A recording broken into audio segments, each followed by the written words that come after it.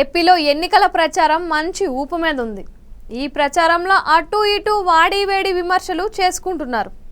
ఇక polling date చూస్తే కనుక నెల రోజుల కంటే తక్కువకు వచ్చేసింది. ఏపీలో ఎవరు గెలుస్తారు అన్న దాని మీద రకరకాలైన సర్వేలు వస్తున్నాయి. కొన్ని సర్వేలు వైసీపీ గెలుస్తోంది అంటుంటే మరికొన్ని సర్వేలు టీడీపీ కూటమికి పట్టం కడుతున్నాయి. అయితే సర్వేలు ఎలా ఉన్నా అటు వైసీపీ అధినేత జగన్, ఇటు టీడీపీ అధినేత చంద్రబాబులను చూసినప్పుడు జగన్లో ఎక్కడ లేని ధీమా కొట్టొచ్చినట్లు కనిపిస్తుంది. అదే బాబులో ఆందోళన కనిపిస్తోంది. ఎందుకు ఇలా జరుగుతోంది అన్నదే చర్చగా ఉంది. నిజానికి చంద్రబాబు సేఫ్ జోన్లో ఉన్నారు. గతంలో అంటే 2019 ఎన్నికల్లో జరిగిన తప్పులను ఆయన ఈసారి సరిదిద్దుకున్నారు. బీజేపీతో పొత్తు పెట్టుకొని వ్యవస్థలతో సాఫీగా అన్నీ సాగేలా చూసుకుంటున్నారు. ఇక గత ఎన్నికల్లో తమ ఓట్లకు చిల్లు పెట్టిన జనసేనతో పొత్తు పెట్టుకొని తమకు అనుకూలంగా చేసుకున్నారు. పటిష్టంగానే కూటమి ఉంది. వైసీపీ వ్యతిరేక ఓట్లు 190% పైగా కూటమికి పడే ఛాన్స్ ఉంది. దాంతోపాటుగా ఏపీలో జగన్ కాకపోతే చంద్రబాబు వైపే జనాలు చూస్తున్నారు. ఇక ఎవరెన్ని చెప్పినా మరెన్ని సర్వేలు వచ్చినా కూడా ఏపీలో హోరాహోరీ పోరు ఉందని ఏకపక్షంగా లేదని అంతా అంటున్నారు. దాంతోపాటుగా బలంగా కూటమి కట్టిన టీడీపీకి ఎంతో కొంత ఎడ్జ్ ఉండే ఛాన్స్ కొట్టి పారేయలేమని విశ్లేషకులు భావిస్తున్నారు.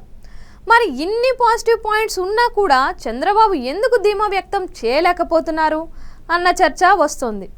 కొద్ది నెలల ముందు జరిగిన తెలంగాణ ఎన్నికల్లో రేవంత్ రెడ్డి ఫుల్ కాన్ఫిడెన్స్తో కనిపించారు. ఆ ఎన్నికల్లో ఆయన కేసీఆర్ తొందరలో మాజీ సీఎం కాబోతున్నారు అని ప్రతి సభలో చెబుతూ ఉండేవారు. అంతేకాదు డిసెంబర్ 9న తాను సీఎంగా ప్రమాణ స్వీకారం చేస్తాను అని కూడా ఆయన చెబుతూ వచ్చారు.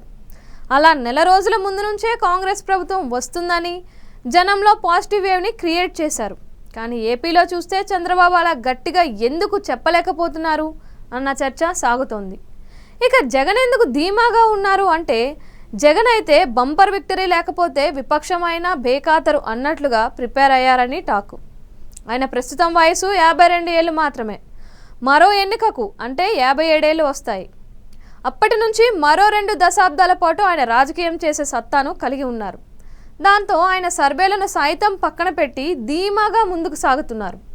ఇక జగన్ ఫేస్లో ఏ భావాన్ని కనిపించకపోవడం ఆయనకు అడ్వాంటేజ్. ఆయన ఎక్కడా తన ముఖ కవలికలో మార్పు లేకుండా చూసుకుంటున్నారు. అంతేకాదు ముఖంలో చిరునవ్వు కనిపిస్తుంది. దీంతోనే ఆయన జనంలో వైసీపీకి పాజిటివిటీని తెస్తున్నారు. ఒకవేళ వైసీపీకి ఓట్లు సీట్లు తగ్గినా జగన్ ధీమా చూసిన వారు మనసు మార్చుకొని వచ్చేది వైసీపీయే అని ఆ వైపు టర్న్ అయ్యే ఛాన్స్ ఉంది.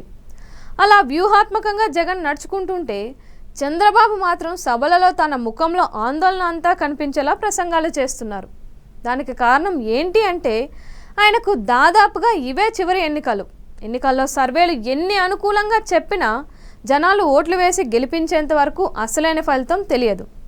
గెలిస్తే ఓకే, ఒకవేళ ఓడిపోతే మాత్రం టీడీపీ భవిష్యత్ ఏంటి అన్న ఆందోళన ఆయనలో ఉంది. అందుకే ఆయన అంత ధీమాగా బయటకు కనిపించలేకపోతున్నారు. ఏది ఏమైనా జగన్ బాబు ఈ ఇద్దరిని చూసినప్పుడు, వారి సభలను చూసినప్పుడు జగన్లో గెలుపు ధీమా కనిపిస్తుంటే బాబులో ఆందోళన కనిపిస్తుంది. ఇదే డిసైడింగ్ ఫ్యాక్టర్ అయితే మాత్రం ఇబ్బందే అనేది నిజం.